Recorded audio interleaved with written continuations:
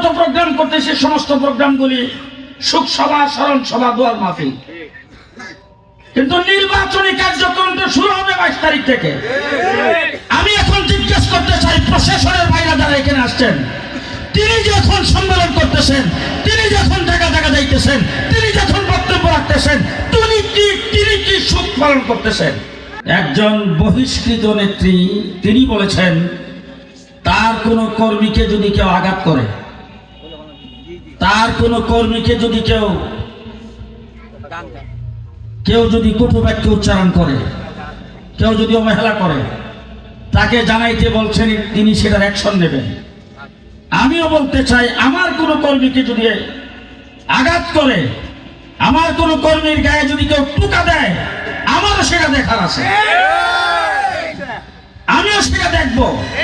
যে নেত্রী কথা বলেছেন তার জানা উচিত, তার জীবনের বয়স থেকে আমার রাজনৈতিক বয়স অন্তত 7-8 বছর বেশি। আমি 90-এর দশকে তার বাবার সাথে রাজনীতি করেছি। তার বাবাকে শ্রদ্ধা করে আমি দাদা ভাই ডাকতাম। তিনি আজকে এখানে বড় বড় কথা বলবেন, আর আমার একজন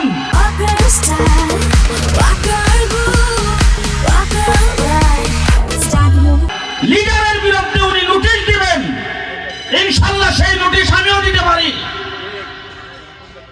আমরা এখন যত প্রোগ্রাম করতেছি সমস্ত প্রোগ্রামগুলি সুখ সভা, স্মরণ সভা, দোয়ার মাহফিল, কিন্তু নির্বাচনী কার্যক্রম তো শুরু হবে 22 তারিখ থেকে।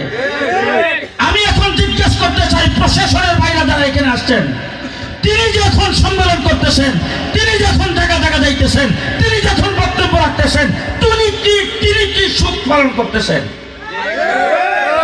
সমস্ত কার্যক্রম, সমস্ত চলাফেরা, সমস্ত ওয়াক, সব নির্বাচনী আচরণবিধি লঙ্ঘন।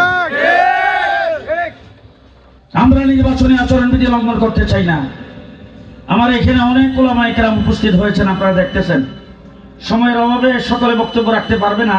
আমি মাইক ধরছি এই জন্য যে আমাদের হযরত মাওলানা জহিরুল ইসলাম সাহেব, উনি উসালিয়া পাড়া মাদ্রাসার মুহতামিম এবং শাইখুল হাদিস, যেটা সরাইলের মধ্যে একটি মার্কাজি প্রতিষ্ঠান। উনি উলামায়ে কেরামের একজন মুরব্বী। ওনাকে অনুরোধ করবো উনি 1 মিনিট আপনাদের সামনে কিছু বলবেন।